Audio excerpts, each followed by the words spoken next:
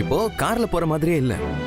அந்த காலத்துல சொல்லுவாங்களே இந்த பல்லாக்கு, அதுல போற மாதிரியே இருக்கு. டிரைவர், எப்பவுமே இப்படிதான் காரை ஓட்டுவீங்களா?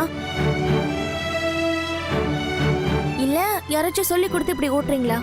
டிரைவிங் ஸ்கூல்ல தாம்மா சொல்லி கொடுத்தாங்க. எனக்கு தெரியும் பூங்குடி. என்னன்னு? நீ கோவத்துல கூட அழகா தான் இருக்க.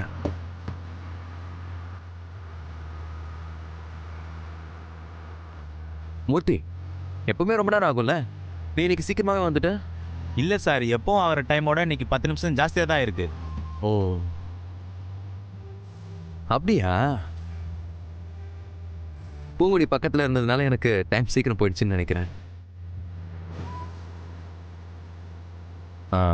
உனக்கு எப்படி பூங்குடி? சார், சாயங்காலம் நான் பஸ்லயே போய்க்கிறேன் சார்.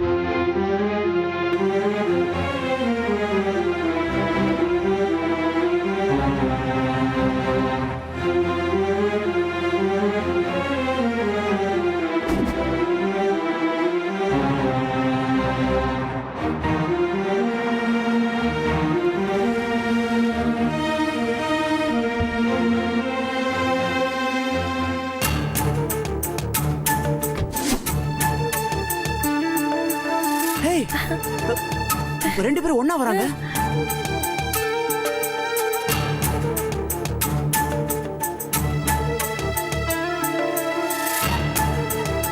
கோபி, அவங்க 2 பேருக்கும் ஜோடி பொறுத்து எப்படி இருக்கு பாத்தியா?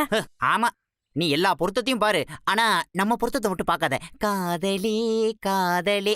வாய மூடு மூதேவி.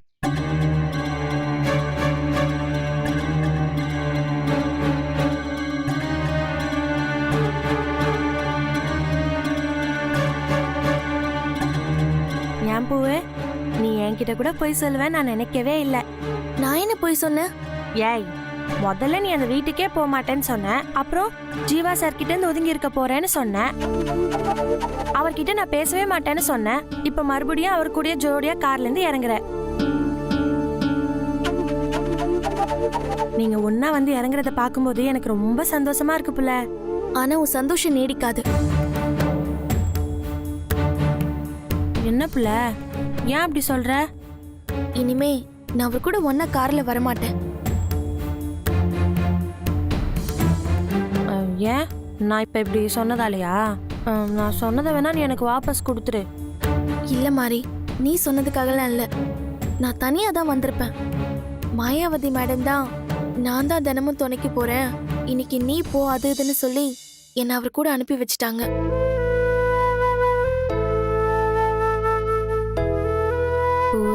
பஸ்ல வர்றதுக்கு கார்ல வர்றது நல்லது தானே புள்ள. நாம நம்ம நிலைமைய மறக்க கூடாது புள்ள. என் தாத்தா அடிக்கடி சொல்லுவாரு, உயர உயர பறந்தாலும் ஊர்க்குருவி ஊர்க்குருவிதான்னு. நாம நம்ம தகுதிக்கு ஏத்த மாதிரி நடந்துக்கிறது தான் எப்பவுமே நல்லது.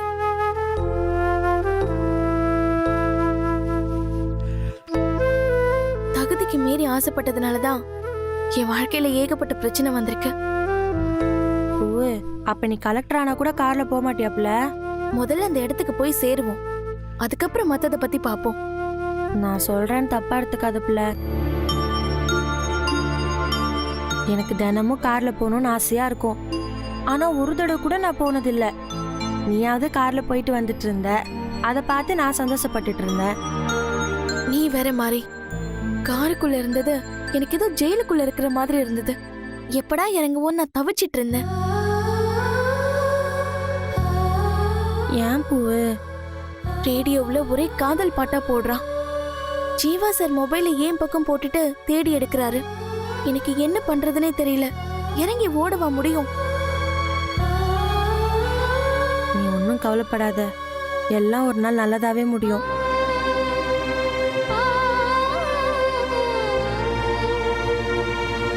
ஒரு நிமிஷம் சரி.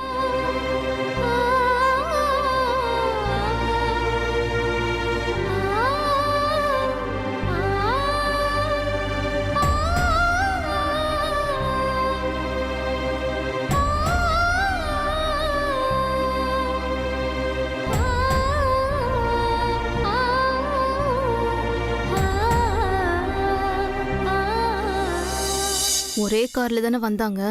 அப்புறம் என்ன, உங்க அண்ணன் அவ போறதையே அப்படி பார்த்துட்டு நிக்கிறான். புதுசா பாக்குற மாதிரி பார்த்தா கூட பரவாயில்ல. ஏதோ உலகத்துல அவங்க 2 பேர் தான் இருக்க மாதிரி ரொம்ப ஃபீலிங்கோட பார்த்துட்டு இருக்கான். அததான் என்னால தாங்கிக்கவே முடியல. ச்சே.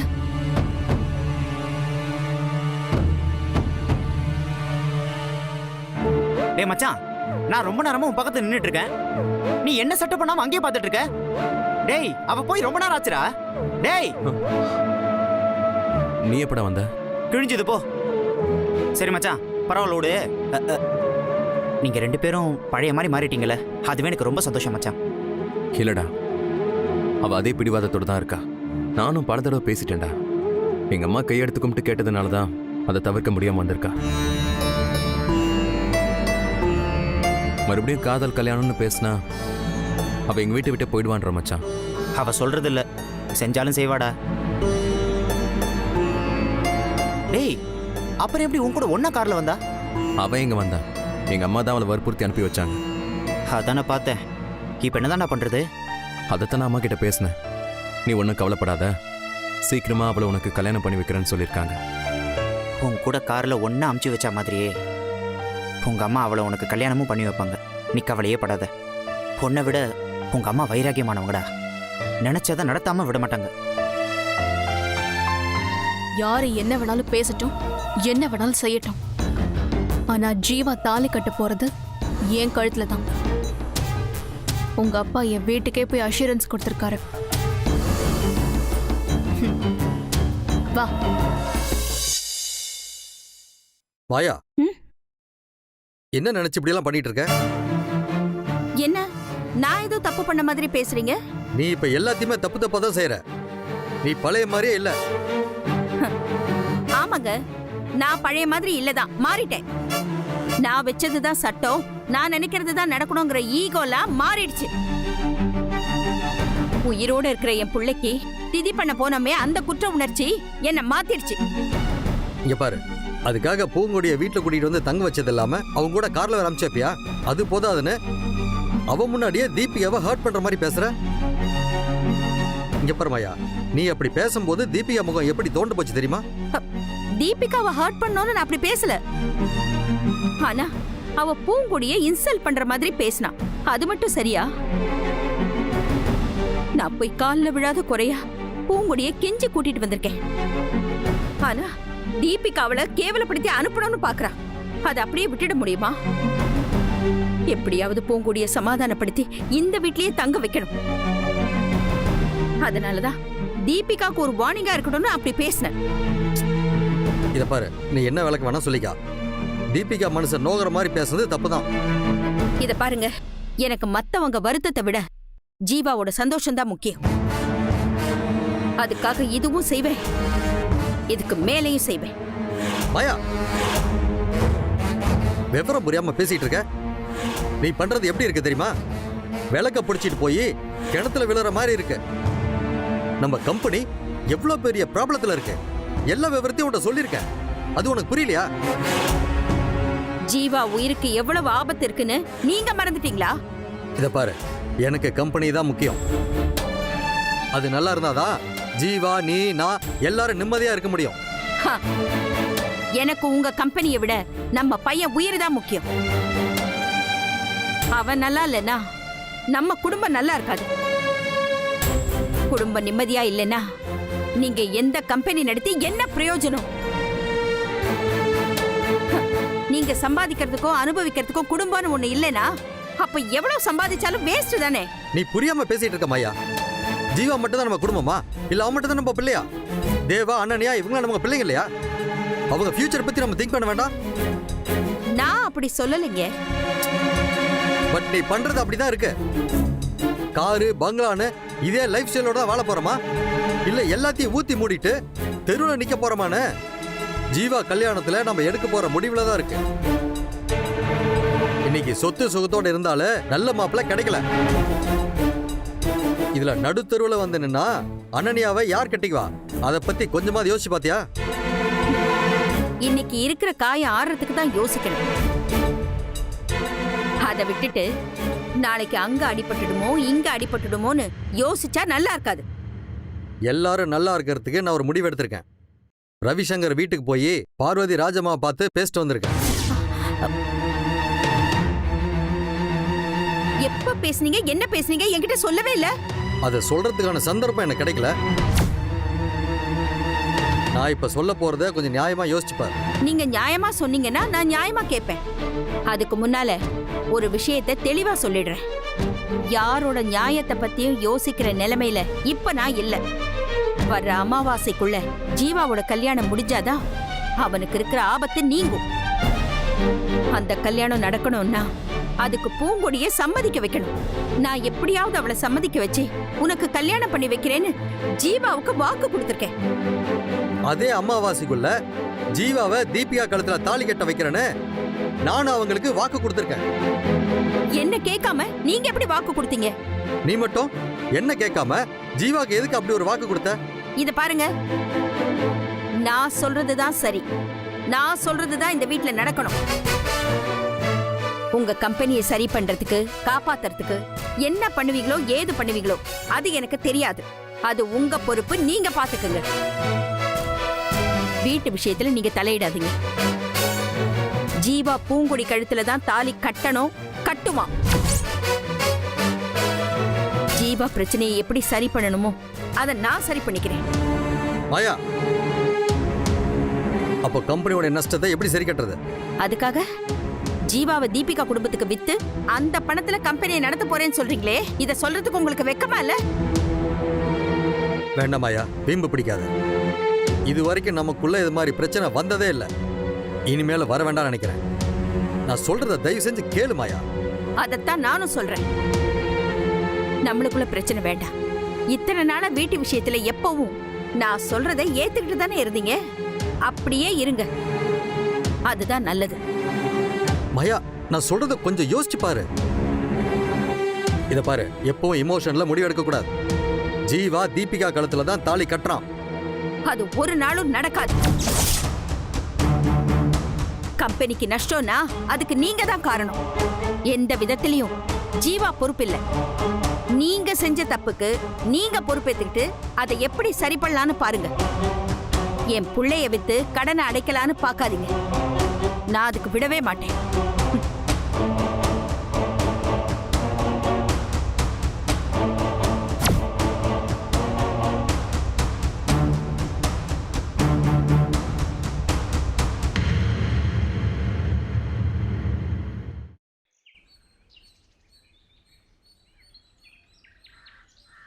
பூவு, உன்னை மேடம் வர சொன்னாங்க. பிரின்சிபல் மேடமா? அவங்க எதுக்கு என்ன வர சொன்னாங்க? பிரின்சிபல் மேடம் இல்ல, கரன்ஸ்பாண்டன்ட் மேடம் கூப்பிட்டாங்க. பார்வதி பாட்டி வந்திருக்காங்களா? ஆமா, ரூம்ல தான் இருக்காங்க. சரி, நான் போய் பார்க்கறேன். போ. நீ போயிட்டு நான் வந்துடுறேன்.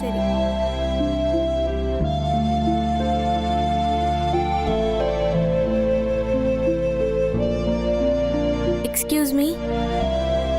S, come in. வாமா பூங்குடி, உட்காரு. இருக்கட்டும் மேடம். இத பாருமா, நான் எங்க இருந்தாலும் உனக்கு எப்பவும் பாட்டிதான். சொல்லுங்க பாட்டி, தாத்தா எப்படி இருக்காங்க? ரொம்ப நாளாச்சு பார்த்து. நீங்க கூப்பிட்டுருக்கிறப்பவே நினைச்சேன், ஏன் வரலன்னு திட்டுறதுக்காக தானே கூப்பிட்டுருக்கீங்க.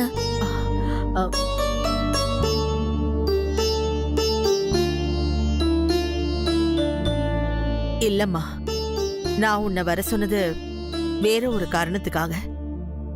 சொல்லுங்க பாட்டி. எனக்கு உடம்பு முன்ன மாதிரி இல்லம்மா, மனசு அதை விட மோசமா இருக்கு. உங்க உடம்ப கவனிச்சுக்கோங்க பாட்டி. உங்களை நம்பி தானே நாங்க இத்தனை பேர் இருக்கோம். அடுத்த வீட்டு பிள்ளைய ஊட்டி வளர்த்தா தான் பிள்ளை தானா வளரும்னு சொல்லுவாங்க. உன்ன மாதிரி எத்தனையோ பேருக்கு நான் ஹெல்ப் பண்றேன். அதே மாதிரி என் குடும்பத்து மூத்த வாரிசு எங்க இருக்கோ, எப்படி இருக்கோ தெரியல. அவளுக்கும் யாராவது ஹெல்ப் பண்ணாங்கன்னா நல்லா இருக்கும். உங்க மனசுக்காகவே உங்க மூத்த பேத்தி நல்லா இருப்பாங்க பாட்டி. எனக்கு ரொம்ப நாள் ஆசை, நீங்களும் உங்க பேத்தியும் சந்திக்கிறத பக்கத்துல இருந்து நான் பார்க்கணும். ஆசை நிறைவேறட்டும். நிச்சயம் நிறைவேறும் பாட்டி. ஏன் கவலைப்படுறீங்க? அந்த கவலையோட தீபிகாவோட கல்யாண விஷயத்துக்கும் சேர்த்து நான் கவலைப்பட்டுட்டு இருக்கேம்மா. பூங்குடி, நான் உங்ககிட்ட ஒளிவு மறைவு இல்லாம பேசணும்னு நினைக்கிறேன். நீயும் அதே மாதிரி பேசணும், சரியா? ம். சொல்லுங்க பாட்டி, உங்ககிட்ட நான் என்ன மறைச்சு பேச போறேன்? அன்னைக்கு ஜீவா தீபிகா கழுத்துல தாலி கட்டாம போனதுக்கு நானும் ஒரு வகையில காரணம். அவனும் நீயும் விரும்புறீங்கன்றது தெரிஞ்சதுக்கு அப்புறம் அந்த கல்யாணம் நடக்கிறதுல எனக்கு உடன்பாடு இல்ல. அந்த கல்யாணமும் நடக்கல, உங்க கல்யாணமும் நடக்கல. என் குடும்ப சூழ்நிலை என்ன சுயநலமா மாத்திடுச்சு பூங்குடி. எக்காரணத்தை கொண்டும் உங்களை தாழ்த்திக்கிட்டு பேசாதீங்க பாட்டி. என்னால அதை தாங்கிக்க முடியாது. வேண்டாமா, உன்னோட அன்பு மரியாதைக்கெல்லாம் எனக்கு அருகதை இல்ல. வர்ற அமாவாசைக்குள்ள ஜீவாவுக்கு கல்யாணம் பண்ணி வச்சாகணும்னு சாமியார் சொல்லிட்டாராம். நாள் நெருங்க நெருங்க என்ன நடக்க போதோ ஏது நடக்க போதோன்னு எல்லாருக்கும் நெஞ்சு திக்கு திக்குன்னு இருக்குமா. எக்காரணத்தை கொண்டும் ஜீவா உயிருக்கு எந்த ஆபத்தும் வந்துடக்கூடாது. சொல்லுங்க பாட்டி, நான் என்ன பண்ணணும்? என்ன செய்யணும்னு சொல்றதுக்கு முன்னாடி உன் மனசுல என்ன இருக்குன்னு நீ சொல்லுமா. உன்னோட ஃபியூச்சர் பிளான் என்னம்மா? என்னோட ஆசை என் தாத்தாவோட லட்சியத்தை நிறைவேற்றணும். நல்லபடியா படிச்சு முடிச்சு கலெக்டர் ஆகணும். அவ்வளவுதான் பாட்டி. குட். நானும் கேள்விப்பட்டேன். மாயாவதி கம்பல் பண்ணதுனால்தான் நீ அவங்க வீட்டுக்கு வந்திருக்கேன்னு. ஜீவா நெருங்கி வந்தாலும் நீ விலகி போறேன்னு உன்னை. உண்மைதான் பாட்டி. எனக்கு ஜீவா சார கல்யாணம் பண்ற எண்ணம் எல்லாம் துளி கூட இல்ல. நிஜமாதான் சொல்றியா பூங்கொடி? அதுக்கப்புறம் பேச்ச மாத்தக்கூடாது. நான் யார்கிட்டயும் மாத்தி பேச மாட்டேன் பாட்டி. அதுவும் உங்ககிட்ட போய் நான் மாத்தி பேசுவேனா? சொல்லுங்க, நீங்க என்ன சத்தியம் பண்ணணுமோ சொல்லுங்க, நான் பண்ணி தரேன். சத்தியம் எல்லாம் நீ எதுவும் பண்ண வேண்டாமா. நீ சாதாரணமா சொன்னாலே அது சத்தியம் பண்ணதுக்கு சமம்னு எனக்கு தெரியும். ரொம்ப நன்றி பாட்டி. நீங்களாவது என்ன நல்லா புரிஞ்சு வச்சிருக்கீங்களே. ஜீவா சார் கல்யாணத்துல நான் எந்த வகையிலயும் குறுக்க வந்து நிக்கவே மாட்டேன். தீபிகாவை சாருக்கு கல்யாணம் பண்றதுக்கு நான் எந்த விதத்திலையும் தடையா இருக்க மாட்டேன் பாட்டி. நீங்க தாராளமா ஜீவா சாருக்கும் தீபிகாவுக்கும் கல்யாணம் பண்ணி வச்சிருங்க. இன்னும் ஒரே ஒரு வேண்டுகோள், அமாவாசை முடியறதுக்கு முன்னாடி இந்த கல்யாணத்தை நடத்தி ஜீவா சார் உசுரை காப்பாத்துங்க பாட்டி. எனக்கு அதுவே போதும். பூங்குடி, நீயும் எனக்கு ஒரு பேத்தி மாதிரிதான். ஆனா குடும்பம்னு வரும்போது தீபிகாவோட பாட்டியா மட்டும் பேசுறது எனக்கு அருவருப்பா இருக்கு. பாட்டி, அப்படிலாம் சொல்லாதீங்க. உங்களால எப்பவும் யாருக்கும் கெடுதல் நினைக்கவே முடியாது. நான் மனசார சொல்றேன், தீபிகா ஜீவா சார் கல்யாணம் நடக்கிறதுல எனக்கு சந்தோஷம்தான். இன்னைக்கு மட்டும் இல்ல, என்னைக்குமே உங்களுக்கு நான் தொந்தரவா இருக்க மாட்டேன் பாட்டி. வேணும்னா சொல்லுங்க, உங்களுக்காக நான் இந்த ஊரை விட்டே போயிடுறேன். ஐயோ வேண்டாமா,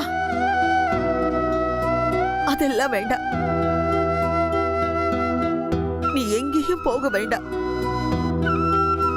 உன்னை பார்த்துக்கிட்டு இருக்கிறதுல தான் எனக்கு சந்தோஷம் இருக்கு. இத பாரு, நீ சொன்ன மாதிரியே கலெக்டர் ஆகி பேரும் புகழும் வாங்குவ. எல்லாம் உங்க ஆசீர்வாதம் பாட்டி. நல்லா இரு. எப்பவும் என்னோட ஆசீர்வாதம் உனக்கு இருக்கும்.